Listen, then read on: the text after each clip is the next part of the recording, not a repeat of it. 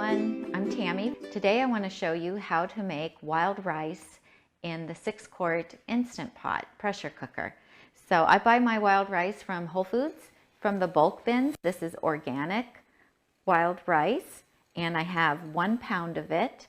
So we're just going to put that right into the pressure cooker, and then 4 cups of water. It couldn't be any easier than this. And although you can make this on the stove top with the pressure cooker, I don't have to babysit it. I can start it and I can walk away. So now what we'll do is we're going to use the multi-grain setting for the wild rice. So we just push that, it's up here, and it automatically goes to 40 minutes. So when it's done, then I'll show you what it looks like.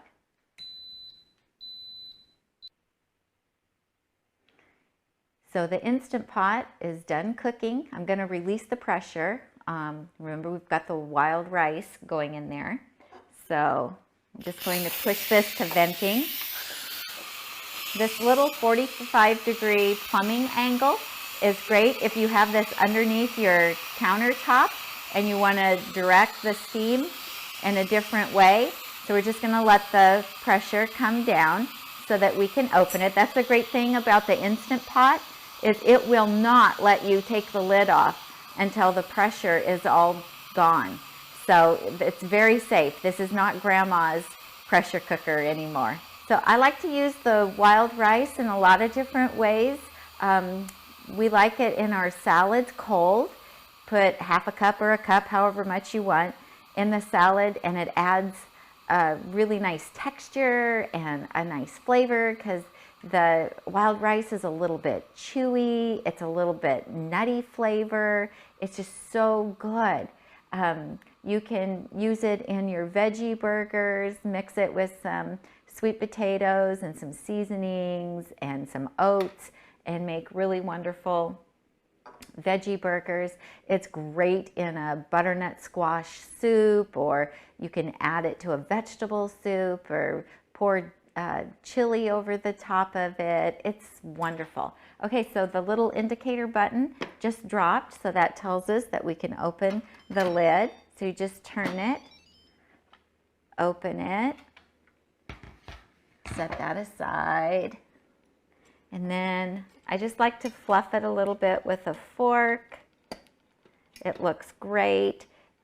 If you have time to just let it set, that works too. If you don't get to it right away, that's okay. That's what I love about the pressure cooker, is you don't have to, the electric one anyway, you don't have to babysit it. So what I'll do is I will put some of this in a glass container that we will put in the refrigerator to use throughout the week.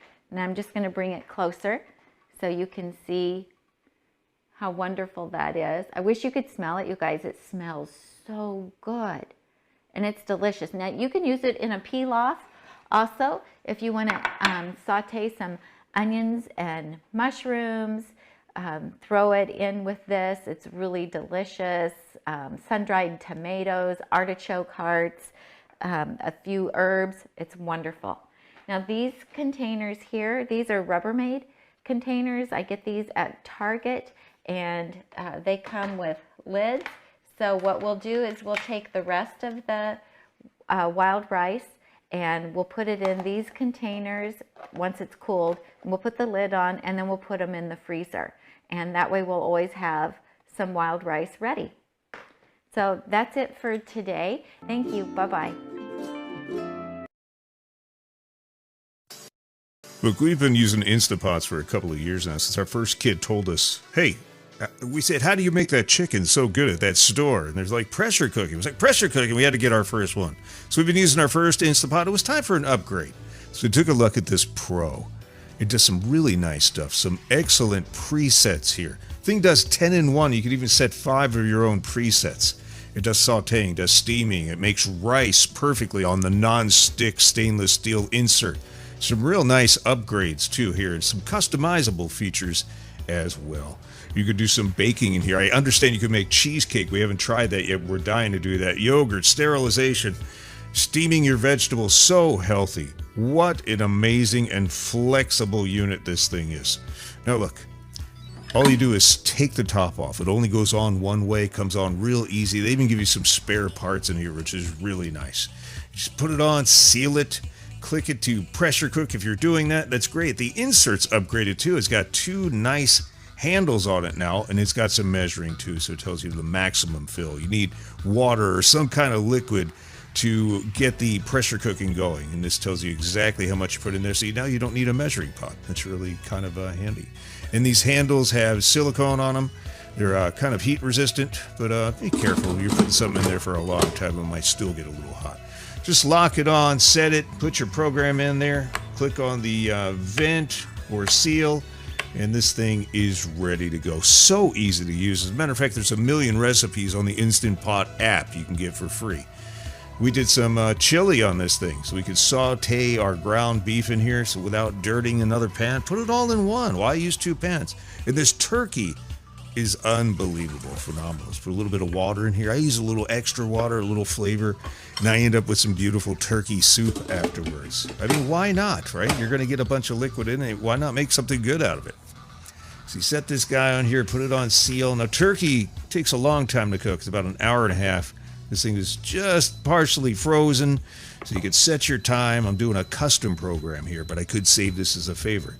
I usually do my turkey for about an hour and 30 minutes, and it seems to come out perfect. It falls apart.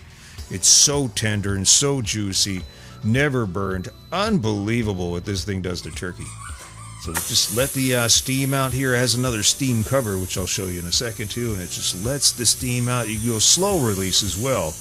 And if you want it to cook a little bit longer, get a little more tender, you can do that with slow release ribs, and all kinds of other things with chicken.